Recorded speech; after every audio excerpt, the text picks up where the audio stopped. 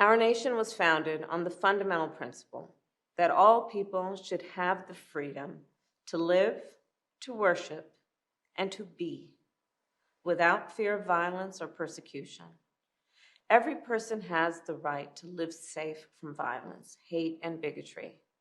And for those reasons and so many more, President Joe Biden and I have a duty, not only to keep the people of our nation safe, but to condemn unequivocally and forcefully all forms of hate.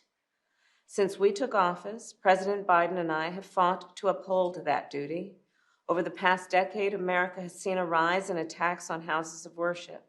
So in response, we expanded funding to protect houses of worship from violence. After a surge in hate during the pandemic, in particular anti-Asian hate, President Biden signed the COVID-19 Hate Crimes Act to improve the reporting of hate crimes and to ensure hate crimes are investigated quickly and thoroughly. Earlier this year, in response to an historic rise in anti-Semitic attacks, we also released the first national strategy to counter anti-Semitism. And to make clear, taking on hate is a national priority.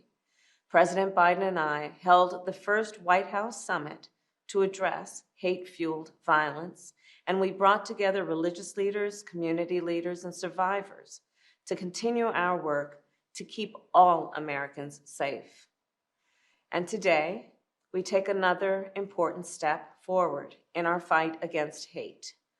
For years, Muslims in America and those perceived to be Muslim have endured a disproportionate number of hate-fueled attacks.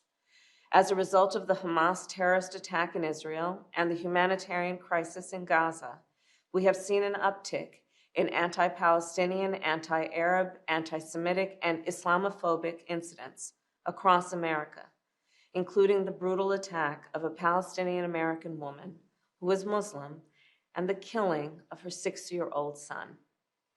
A senseless act of violence that the Department of Justice is investigating as a hate crime. For so many people in our nation, the past few days and weeks have brought about all too familiar fears. Fears that they will be targeted, profiled, or attacked simply because of who they are, how they worship, or how they look.